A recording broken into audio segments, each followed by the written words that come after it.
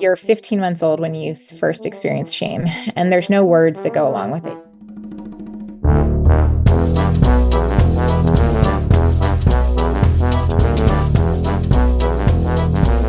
You're listening to Good Faith Weekly. I'm Mitch Randall. And I'm Missy Randall. We're here each week exploring the intersection of faith and culture.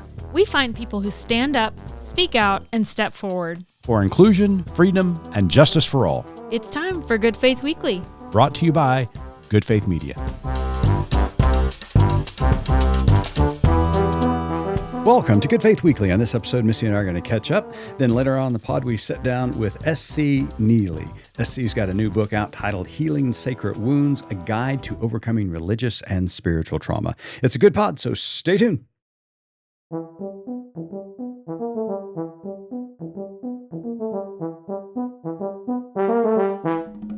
Hello there, Missy. Hey, how are you? I'm well, and you? Well, if you live in our country and other parts of the world right now, I believe there's only one correct answer to this question, and that is hot.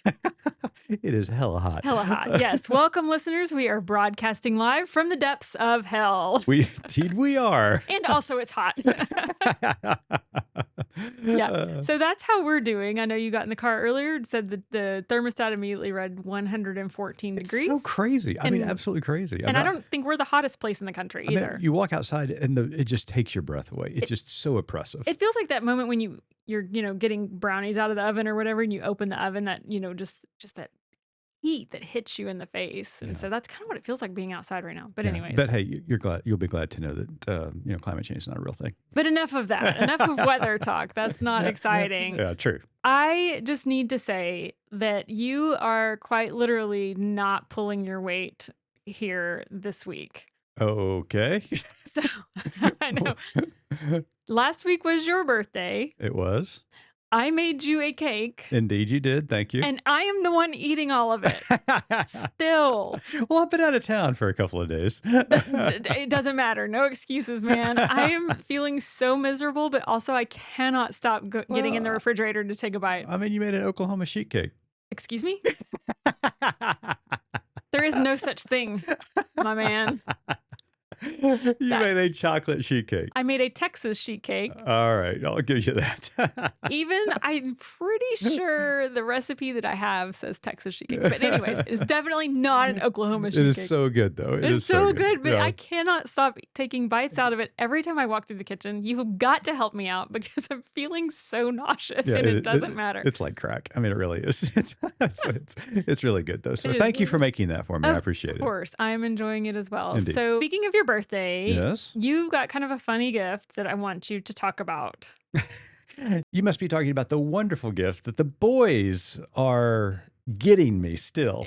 Yes. This is a hysterical story. It is. So on my birthday, both of my boys who live on opposite coast called me for my birthday, which was absolutely delightful. And my youngest son calls me first and he said, "Have you talked to Cole yet?" And I said, "No, I have not talked to Cole yet." He said, "Well, we went in together to get you a birthday gift," which alarm should have started going off at that point. Because anytime the younger brother conspires on something like this, it's not just going to be like, "Hey, we got you this book." There's something more to this story. Yeah, there is. So he begins with, "I got tickets to the Red Sox game next week." Oh, did he? He did. That is so sweet of him. Except you're not even going to be in Boston at that point, right? That is a key fact to this story. So he got you a ticket to the Red Sox game. Yes. When you're not going to be in Boston. Exactly. Okay. So he got these tickets and he's going to be attending the Red Sox game next week. So kind without me on my, for my birthday. But here is the cool thing about it. So the Red Sox, which is my favorite Major League Baseball team, which everybody should know who listens to this podcast, they are having a Native American night. Aww. And that's really cool. So they're going to be handing out Native American jerseys, Aww. Red Sox jerseys. So he and his older brother conspired to send my youngest son to a Red Sox game in order to get me a Native American jersey. So very sweet, but there's something in this formula that somebody ends up winning Winning. twice, Yeah. right? He's going to sacrifice for you. He's a giver. I mean, he is an absolute giver. I mean, you can sit there and criticize it, but it's kind of genius, to be honest. So smart. It's so smart and so very him. It's kind of like somebody, making me a Texas sheet cake for my birthday and then eating the whole damn thing. All right, now, wait a minute. Don't throw me under the bus. I got another little brother story I want to share about my birthday. So every year on my birthday, my brother wishes me happy birthday on social media. And every year he says the same thing because of something that happened when we were kids. There was one time where he and I was 16. So we get in the car and he's going to take me. I mean, my brother, he's a giver. Right. He's just a giver. He is. He wants to take me to the mall to buy me a birthday present on my birthday. So, what a great brother. I mean, to Right. do this for me. So we get there and, we're probably looking for a hat or something, baseball hat or something. So I find a hat that I'm going to buy. And so we get up to the cash register and the attendant there rings it up. And then he looks at me and goes, "Oh, I forgot my wallet." He said, "You go ahead and pay for it and I'll forward you the money. I'll pay you back when we get home." So I ended up paying for my birthday. Did I ever see that money? No. So now No. every year on my birthday, he wishes me a happy birthday. And what does he say? "Hey, go buy yourself something nice. And I'll send you some money." Right. Now you need to Venmo request him, right? That's right. I was going to say, that's what's missing from this conversation is that none of that existed back then. That's right. So our kiddo had a great time at the Red Sox game, got himself a jersey, got you a jersey, which is really cool. I'm really glad cool. he got to go. Absolutely. And I'm glad it worked out. And I think it's really awesome. funny that he talked his brother into sending him money for this ticket. Yeah. It's just so funny. So enough about my birthday. You and I get to sit down this week with a really, really cool person who's got a new book out, SC Nealy. And the book is titled Healing Sacred Wounds. They are a trained therapist, and the book really had an impact on me, more so than I really anticipated. It's just really well done. Yeah, you did come to my office several times to sit down and talk about the things that you were seeing in this book, and just prompted some very interesting conversations. Yeah, and it did. I mean, kind of going back to my birthday, I wrote a piece a couple of weeks ago on my birthday week talking about some of the changes that I have implemented in my own life, trying to live healthier, Missy. And I've accomplished some of those goals over the last year.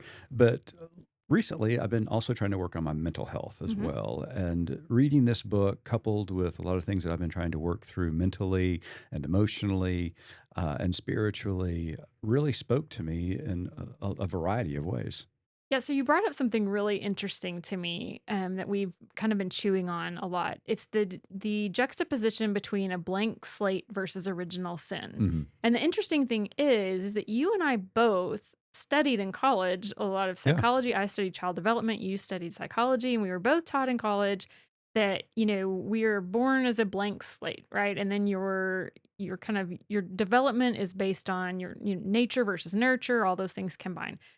However, in our religious communities, we were taught that we were born with original sin. Right. And we just talked about how those two things, we didn't realize it at the time, kind of stand in conflict with one another. And which one is it? And how are we impacted because of the idea of original sin? Yeah, when I read that part of SC's book, I was really intrigued by it, and we actually mentioned it in the interview here in just a moment. But as we continue to reflect on that, that is exactly what came to mind. Is that when you think about original sin, that means you were born with it. That it's almost it is part of your nature. You are born a sinner. And so that's who you are. That's your identity. But as we grew older and in both of our college studies, you do learn about this idea of blank slate, that under social conditioning, we learn a lot about the systems that we grow up in, and we adapt to those systems, whether that is religion, whether that is, culture around us, whether we live in the South, we live in the North, we live in the US, we live in, Europe, Africa. All of that affects who we are and who we become. And so you start to think about that, and you begin to realize that, the faith that I grew up in was really a religious system. And because it's a religious system, then it can be adapted and questioned. Or questioned and adapted, I should say. And that is one of the things that we were told not to do Right. growing up, because you dared not doubt, Right. your religion or question those in authority who taught you the things that they taught you about your faith. Well, if you doubted your faith, then you would have to doubt your salvation. And if you're doubting your salvation, then you doubt whether you're going to heaven or not. And Right. that therein is the, foundation for everything. The ultimate is Yeah. where you spending eternity. And so that's where I've concluded, I think rightly so, that my religion is separate from my faith. Mhm. And my religion is a system of belief that I have practiced throughout my life that has been handed down to me, but it is something that has been learned. And if it's something that is learned, then it can be questioned and unlearned. unlearned. And Absolutely. changed, Yeah. yeah. And we've seen that throughout history, that, there have been times where individuals have questioned the church Mhm. and belief has changed. And that is part of having a religion. And that's part of wanting to learn more about God. And to me, that is the thing, is to give me permission to doubt in order that I can ask questions and be curious Mhm. about my faith and curious about my religion. I want to know more about God. I think what I understand about what God is or who God is limited because I'm limited. And therefore, the only way to discover more is to doubt in order to ask questions and be curious in order to discover more. Okay, my head hurts. But I will say this, we did have a conversation about wondering what we would have been like Yes. had we not been born into the religious system we were born into, because you and I as children were both, kind of warriors. We were rule followers. We wanted to do the right thing. Mhm. We were fearful of getting in trouble. And so kind of knowing, okay, is that just your hardwiring, or is that because, of learned system? And the truth is, we'll never know. I mean, you just looked at me and you said, I don't know. It's like asking a fish to be a bird. Like Right. we can't Yeah. know this. But I think it's an interesting kind of thing to mull over and to think about. And also in those points where you do feel like a religious system or whatever system it may be, but if you were kind of, raised in or surrounded within a context that maybe isn't healthy, to be able to kind of zoom back from that as much as possible and see where those pain points are, see where those unhealthy aspects are, and try to unlearn those. Yeah. But I'm going to throw in another, monkey wrench to just complicate things even All right. more Throw away. and say, I would maybe question the blank slate theory at this point, because we know so much more about trauma, about generational trauma, about how, maternal health impacts, fetal health and all of those things. So it's like, are we really born a blank slate? I don't think you can really say that, because you've already been impacted by the time you take your first breath. Yeah. Yeah. And before we go to the interview, I just want to say this. One of the things that this book really did for me, and it stands alongside everything else that I've been going through, as far as the questioning, deconstruction, and all that I just mentioned a moment ago.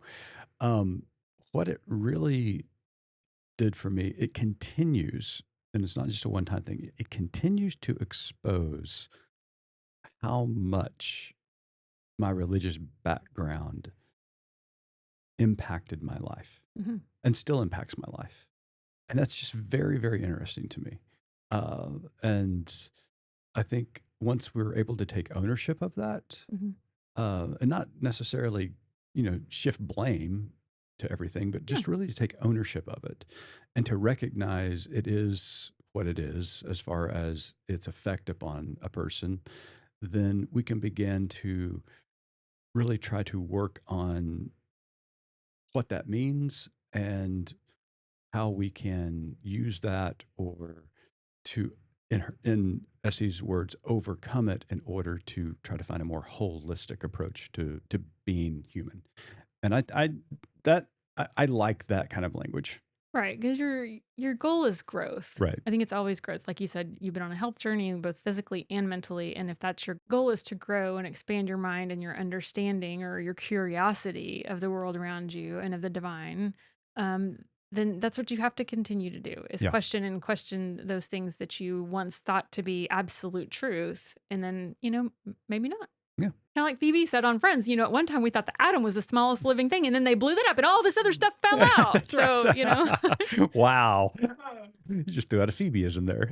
I know there's a certain age group that's going to get it, and another age group that, hey, let's be honest, they're not listening to us. That's all right. All right. We need to wrap this up so I can go eat a piece of Texas sheet cake. I'd appreciate that. And Missy and I will be right back with SC Nealy to talk about their new book, Healing Sacred Wounds, a Guide to Overcoming Religious and Spiritual Trauma. Good Faith Reads is a short podcast featuring an interview with one of our authors at Good Faith Media. GFM has published hundreds of titles on a variety of topics, and you can hear directly from the authors about their writing process, their challenges, their hopes, and what prompted them to write. Learn more at goodfaithmedia.org.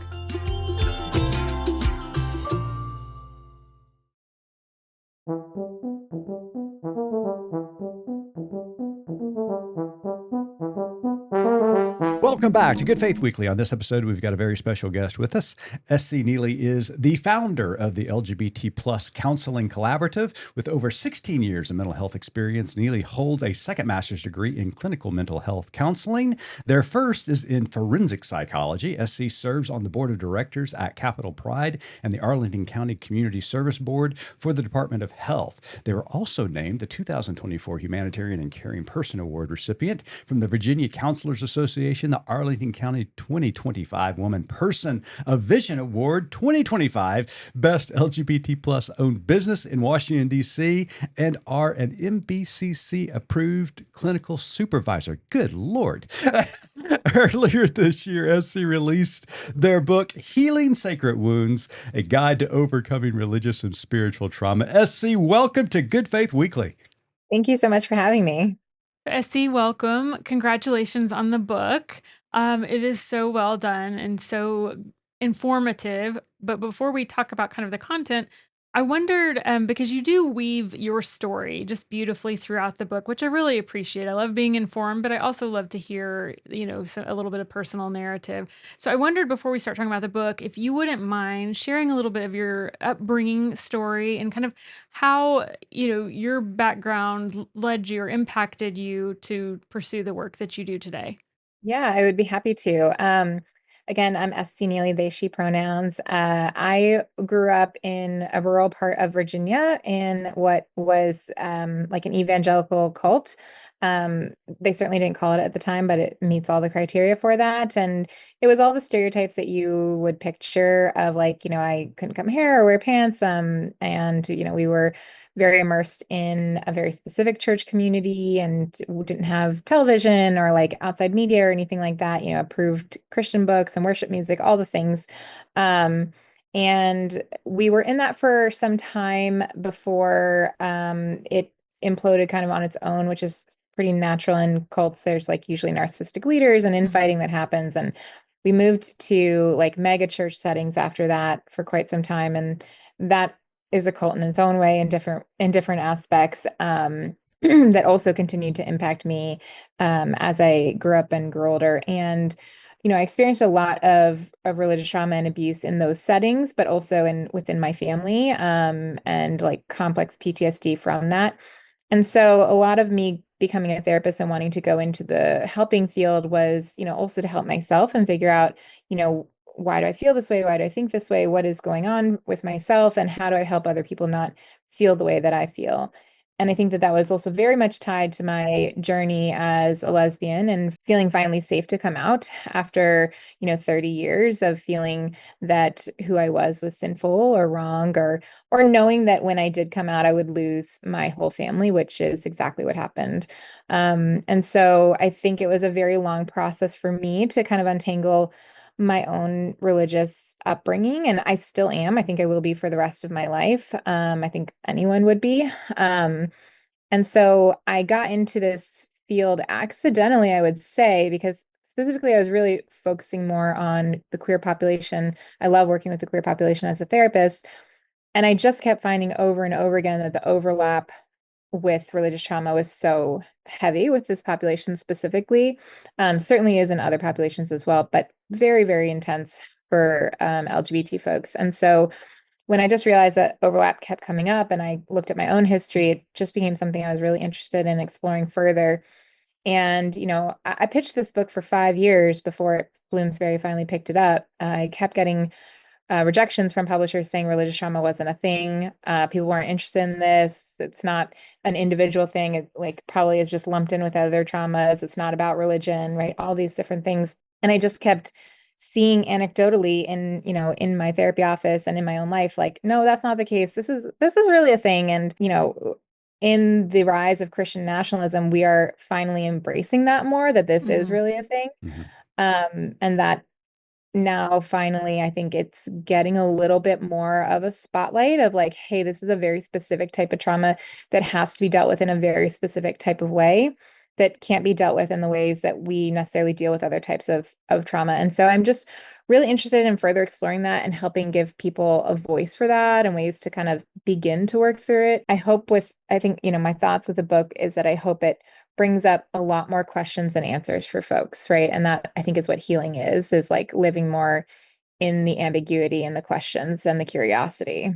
Like you said in your work, you do work with a lot of LGBTQ population. Is that who the book is specifically for, or is it for a wider audience? It's definitely for a wider audience. I think I have one or two stories in there that are kind of queer focused, but it's definitely applicable to everyone. Now, I know as I was reading it, I was turning every page and I thought, oh my goodness, I experienced trauma. and I love the way you put the book together. I mean, it's educational. There's a lot of analytics in it, but there's also stories, your story included, along with others, case studies. And then there's at the conclusion of each chapter, there's some really practical questions that you can ask yourself and suggestions. So it's really brilliantly put together. And as you said a moment ago, the one thing, there's so many things that I learned working through the book, but the fact that religious trauma is not in the DSM-5 blew my mind. I had no idea that it was not recognized. It's still not in the DSM, right? Yeah. Yeah, just really blew my mind. So before we start talking about some of the details within the book, let's make certain that we're all on the same page with some definitions. So if you could help us work through some terminology. First of all, how do you define trauma generally? And then talk to us about the difference between religious trauma and spiritual trauma. And then I got another question after that. So I specifically focus on religious trauma through a complex PTSD lens versus a deconstructionist lens. I think previous methods in mental health focused more on you need to deconstruct in order to heal. I say that I'm not anti-religion, I'm anti-trauma, and I don't care what you believe as long as it doesn't hurt yourself and other people. So for me, I focus on religious trauma with the lens of a complex PTSD definition. And so two people can go through the same event and one finds it traumatizing and the other one doesn't. And that has a lot to do with just our biology, our parents, what we were, our past generations, our own selves. So it isn't necessarily like a one size fits all, and everyone has to kind of make that decision for yourself. If you are questioning, was it trauma?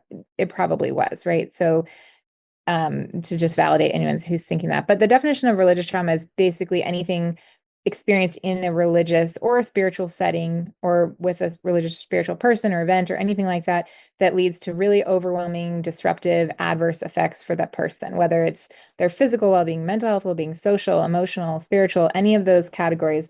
If it leads to overwhelming disruption and or dysfunction in any aspect of your life, then that's where it would cross over into trauma. So that's how I would define it. And you came to a point in your life where you realized you are a survivor of this kind of trauma. And so I thought, that was a brilliant way to explain that, because as I've thought about my life, and Missy and I both grew up in very restrictive type of, we grew up Southern Baptist. That's all I really need to say. And you get on this side of it and you begin to recognize that you did survive that. And you didn't realize it at the time, but getting through it does feel like a survivor at the conclusion of it. So why is it important to kind of couch it in that way? I think that it allows for further empowerment, right? And it also allows for some detachment from the experience of like part of, growing up in any sort of high demand, high control setting is that you give up your identity of self to take on the group identity, and allowing yourself to call yourself a survivor or to differentiate who you are now from who you were in that community or setting allows you to begin to do that work of like, who am I actually, and what is my identity? And that's not something that's generally allowed to do in a high demand, high control setting. Okay, so my question is going to deal with the realization of that environment, because like Mitch said, we grew up Southern Baptist, so it wasn't cult. We weren't separated from, Was society, it? or we weren't separated from a society. I feel like when you're in kind of the environment that you talked about growing up in, you don't have to get very far physically away from it to realize like it is different. Like that, you were taught something very different than the rest of the world is experiencing. For us, and again, growing up where we grew up in the country, those lines are very blurred because so much of the water that we swim in is from this culture. So I think something that I struggle with and we talk about a lot is figuring out at what point you cross over from, a religious kind of environment to a toxic environment. Talk to us about that. Like, what are some of the differentiations between the two? Yeah. I mean, I will say that, like, absolutely, I mean, modern day cults are usually integrated into regular culture and society and neighborhoods. Like, you very well could have a neighbor who's involved in a cult and you wouldn't even know it, right? Mhm. So, like, it, there are like previous definitions of cults that are definitely more segregated like that. But we have modern day cults all the time that happen right in your neighborhood and your schools and all around. So, like, that certainly can still be the case. And trauma can happen in any setting, but the more likely setting that it does happen in terms of religion or spiritual context would be a high demand, high control type of religion or setting. And this, there are plenty of examples where that you can have a healthy religious setting that doesn't do those things, and then you have plenty that do. And so high demand, high control usually requires obedience above all else. It discourages questioning. It expects loyalty at all costs without questioning, without having done something to like earn the loyalty. It promotes like othering, like, hey, we're different than others, people in that outside group, or the secular folks, we don't mess with them. We stay in our own place. It usually involves like polarizing or extreme beliefs. There's definitely like a lack of being allowed to individuate or create your own identity. You need to take on the group think, the group identity. Those types of hallmarks are generally where it can become really toxic and traumatic to an individual. And that can happen within an isolated setting, or it can happen within a community. See, I told you we're part of a cult. So I think for me in my background, that kind of we're the only ones that have the answer is where it would fit in. We felt like in my church community, it was we know the right way to get to heaven is essentially what it all boils down to, and stay out of hell, because at the end of the day, that's what's of primary importance. And we were the ones that had that formula. And so even if you had the Methodist church next door or the Catholic church across the street, we loved them, so to speak, but we also felt sorry for them. They didn't have the right formula to do these things. So I think that is where it absolutely aligns. Yep. Now, to the degree to which we were allowed to question, I think that varies a little bit depending on who you're with at the moment. But yeah, that was definitely part of our experience, or part of my experience. Yeah, no doubt. I mean, just the whole, I mean, we've talked about this on numerous occasions with other guests, SC, just about how overarching the theological concept of heaven and hell has been utilized for high control of church members and other people of faith. And it kind of stems back to this. If you want to go to heaven, then you've got to do this. You've got to act this way. You got to believe this way. And it's just really it just really blows your mind when you think about how influential those doctrines are on a person's life. So you had a quote in the book that we have highlighted, and he and I talked about it before we came on to the interview. But you said if you're part of the system in any capacity, then you're part of the whole system, and that is just powerful and a little bit cutting. So I wondered if you could explain that a little bit, and also talk about why it's important for folks to recognize that Yeah. in their healing process. Yeah, I think, one of the things that makes this type of trauma unique to other traumas is that in order to have experienced religious trauma, you have had to traumatize somebody else religiously. There's no way around it. Like, in order to be part of the group, you have to have done the things that were done to you. Like, that's how it works, right? And that's how you get buy-in, is that you are convinced to, judge other people, put other people down. Oh, the Methodist church next door, we're going to look down on them, right? Like, you've had to do that. The ways that you've been treated, you've had to do it to other people. And I think that's one of the things that makes this type of trauma stand out from others.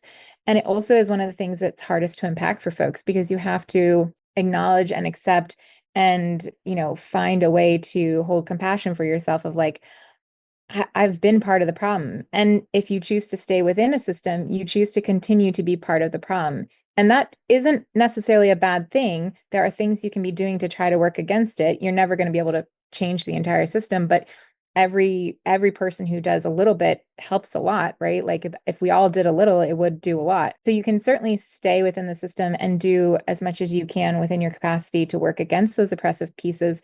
But if you're not acknowledging that you are part of the oppressive system, then it's a problem, right?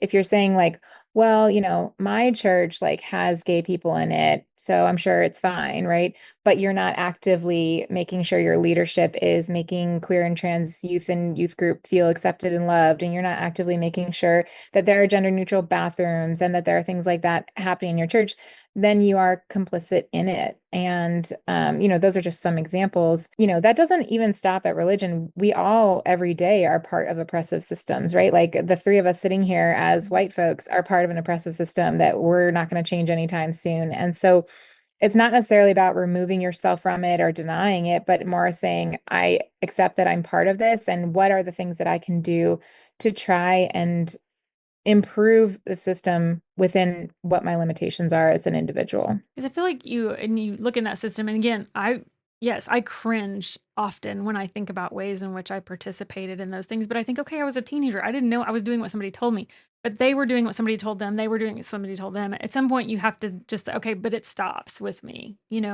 This is where, when you light the matches, my match is the one that falls over and stops it. And so I think that's an important thing to recognize. But like you said, you got to deal with it and figure out how you can give yourself some grace and forgiveness, but also recognizing I did this, but it's not going to continue because of me. Yeah, and that you can be a cycle breaker and you can teach your children to do things differently. That doesn't have to be a rite of passage for teenagers. Another significant topic that you address in the book is the idea of attachment. And over the last several decades in local parish ministry, as well in this vocation that I'm in currently, I've learned more and more about the significance of attachment, especially in those formative development years. In the book, you write about 3 different types of attachments: secure, anxious, avoidant, and disorganized attachments. Can you tell us a little bit more about that and why attachment is so important and how it plays a part in this trauma that you're writing about? Sure. Yeah. So there are 4. It's secure, anxious, That's right. avoidant. Yes. And disorganized is anxious and avoidant mixed together. So it's both combined. And the reason it's so important is that how we attach to our primary caregiver is how we redevelop relationships and relate to people throughout our lives again and again and again, whether it's a romantic partner, a friend, our child, whoever. We replay that relationship pattern again and again if we don't work on it or decide to like be aware of it and make changes, right? And so in high demand, high control settings, what often happens is that parents give up their role of primary caregiver to God, right? Of like, oh, I'm just a shepherd here to shepherd my child through. I'm not the parent like God the Father is, right? And in those scenarios, when you abscond from that role of parenting and you point the child towards a different figure, an attachment anchor like God, you are creating a dynamic of disorganized attachment. Disorganized attachment comes out of mixing up the concept of fear and love, right?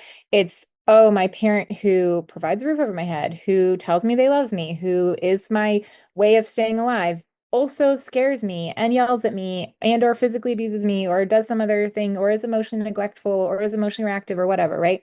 And so it's this concept of the person who I love is also the person who causes me the most fear. And if you think about God in that sense, we're told he loves you no matter what. He's the higher power that's going to love everything about you and, unconditional love no matter what. And also you might get sent to hell. And also if you have this thought, you're disconnected from him and you've turned your back on him, and all of these things that get mixed up with like fear and love together with God. And so it creates this anxious avoidance cycle that becomes disorganized for folks. And then they're not able to recognize, okay, what does healthy, safe, secure love look like? Because then love looks like tumultuousness. It looks like extremes. It looks like love bombing and then extreme, breakups and, abuse, right? And that back and forth, it gets all mixed up together.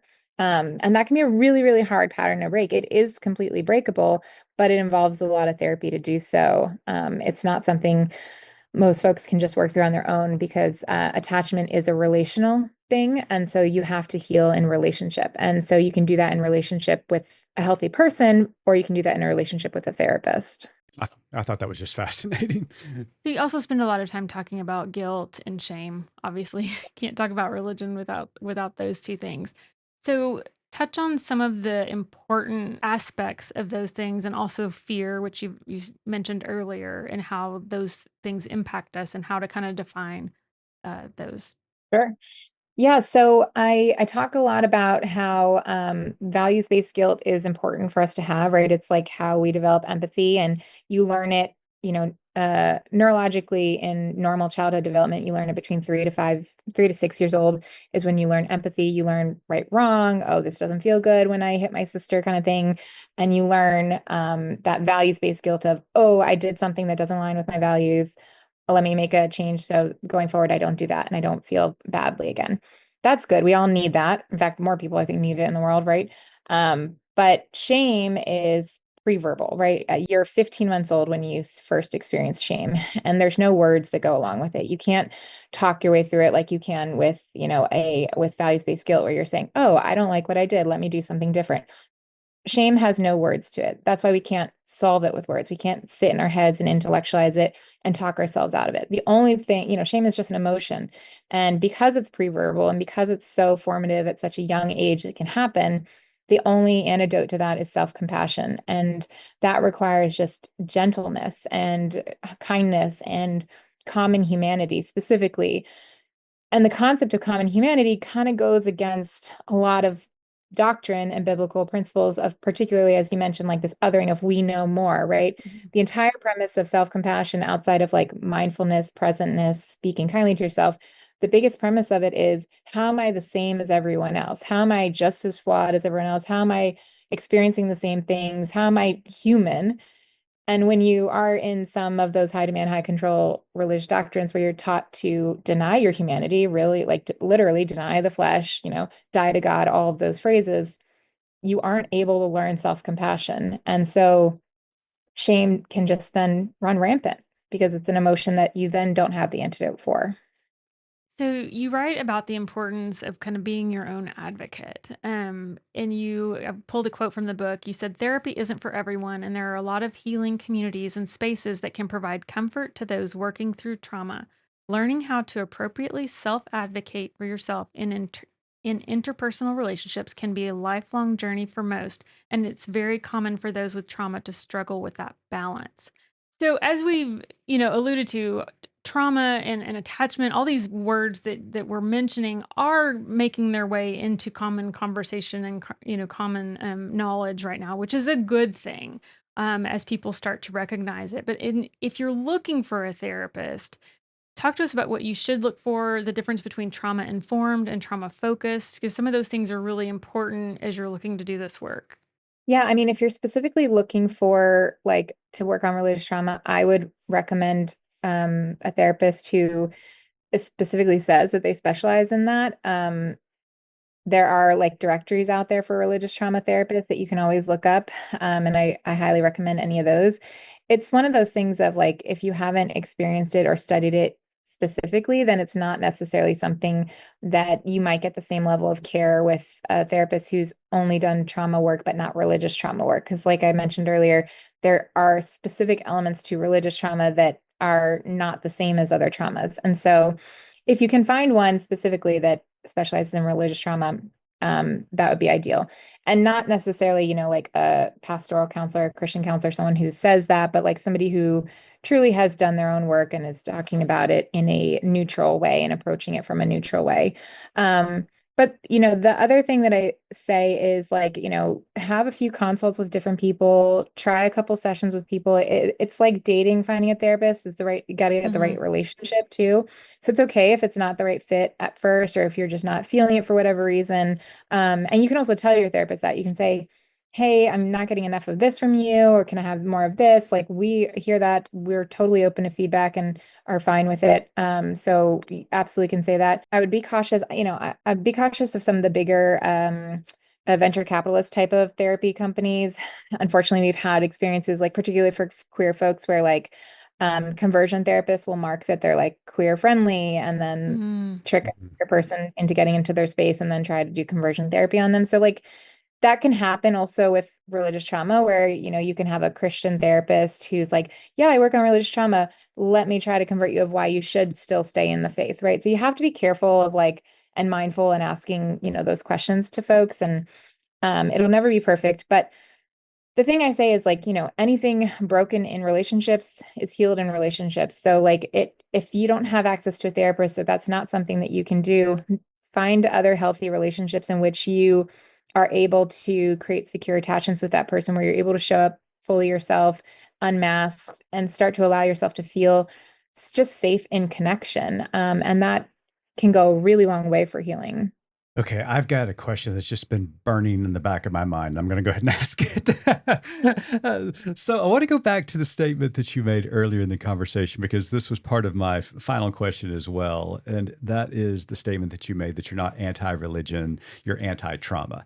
Now, I'm going to say this up front. You are more gracious than I am, because it seems like every day I become more and more anti-religion. But there's something you address in the book, SC, that just absolutely just hit me between the eyes, and I've been sitting with it, and I'm still sitting with it. And that is the reality that theologically, classic Christianity begins with the concept of original sin. And which means when we examine even the vernacular of the church and traditions like we grew up in, you are a sinner. And it makes that part of your very nature, that this bad behavior is part of who you are. It's part of your identity, and therefore it can never be shed. Yeah. When you talked about the social studies, that begins with a blank slate, that all of this is learned behavior. And if it's learned behavior, then it can be unlearned, and then new behaviors can be then learned. So my question is this: you still identify as a Christian from the book? As believing in God. I think Okay. I don't know what that means though. Okay. Like I'm exploring that for myself. And that's a very important delineation. So try to explain to me, because I'm just, to be honest with you, we're struggling with this. How do we Sure. continue to hold on to our faith when all of this deconstruction, decolonization that we have been going through, everything is lending to this? This is just a toxic environment, from its belief system to its practice. What Absolutely. does it look like when we can come out of this and hold on to a faith that is healthy in nature? I mean, I think that question is going to be a little bit different for everybody, right? And what Mm-hmm. that looks like. And it's also going to be different based on privilege, right? Like where you live. Like there are some parts of the country where you don't have the option to not be in a religious setting. Like the entire town or city you live in is based around a church and things like that. So, you know, I also feel just privileged that I'm able to ask these questions, and I live in an area where that isn't the social norm necessarily. I think that the systems created are created by humans, right? And we don't know, none of us know anything beyond that. We know nothing beyond our humanity. What exists beyond us, or higher powers, or whatever like term you want to put on it, whether it's the universe or whether it's your own consciousness, right? Like maybe it's your own self that is the higher power, or, you know, who knows? Literally none of us can answer that in any possible way. And so for me, it's not ever trying to answer that question, because I'm never going to be able to. Right. But it is saying, the systems created that hurt people definitely don't need to be the case, right? And that you can pick labels for yourself, like whatever you want to call yourself, religious, spiritual, Christian, Jewish, Muslim, whatever, without saying I'm also going to adopt and be part of these systems. And what that looks like for you is up to each person individually. And I think that as long as you're continuing to ask yourself questions and you're continuing to be aware and you're continuing to do your best not to perpetuate harmful things, practices, systems, if you are leading with kindness and love and compassion as much as you can, that's all any of us can do. And whether or not you choose to believe in something, it's none of my business. Yeah.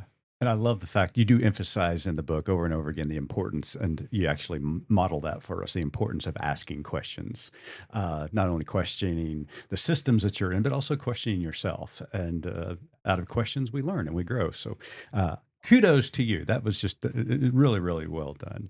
Well, before I turn it over to Missy and our final question, so how can our audience find more about LGBT plus Counseling Collaborative? Our website, lgbtcounselingdmv.com or LGBT Counseling DMV on Instagram and Facebook.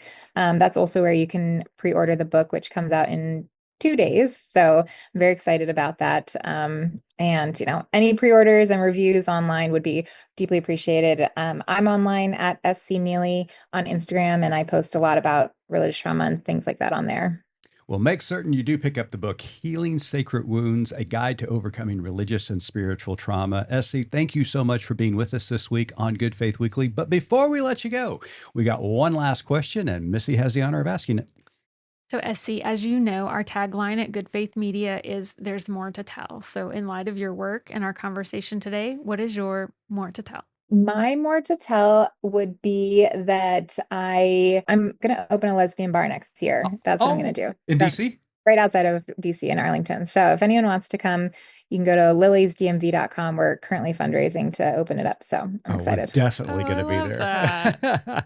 I don't know if you heard what she said, but it's a lesbian bar. I'm sure they're open and inclusive to cisgender males. Allies are welcome. We'll allow it. SC, thank you so much. It has been a delight. And again, the book is titled Healing Sacred Wounds, A Guide to Overcoming Religious and Spiritual Trauma. Thanks for being on the show. Thanks for having me. And to our listeners, we want to thank you for listening. Missy and I will be back again next week. And until then, keep living good faith.